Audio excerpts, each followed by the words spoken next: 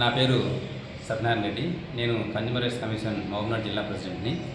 అయితే ఈరోజు ఈ డేట్లో 7వ తారీఖులో ఇక్కడ బయోపల్లి చివరిలో గల గుట్ట దగ్గరికి చిన్నగా చూడడానికి వెళ్ళాం మామూలుగా.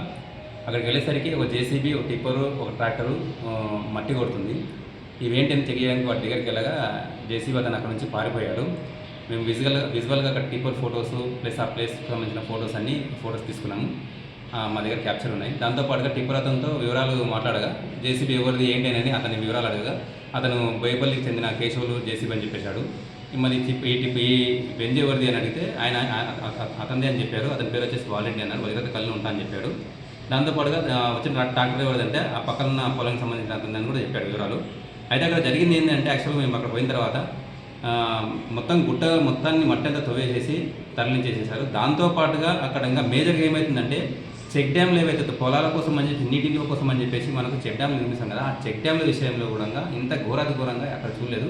ఫొటోస్ మా దగ్గర ఉన్నాయి.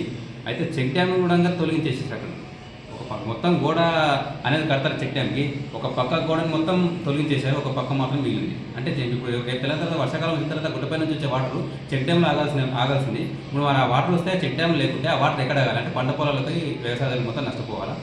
ఈ విధంగా ఈ మైనింగ్ అంటే ఈ మట్టి దోపిడీకి పాల్పడుతున్న వారిపై తీవ్రస్థాయిలో చర్యలు తీసుకొని ఈ మైనింగ్ విషయాలను ఆపే దిశగా ప్రయత్నించాలని చెప్పేసి జిల్లా కలెక్టర్ గారికి అలాగే ఎంఆర్ఓ గారికి దానికి సంబంధించిన శాఖ అధికారుల వారికి కన్జ్యూమర్ రైట్స్ కమిషన్ తరఫు నుంచి విన్నపం చేస్తున్నాను.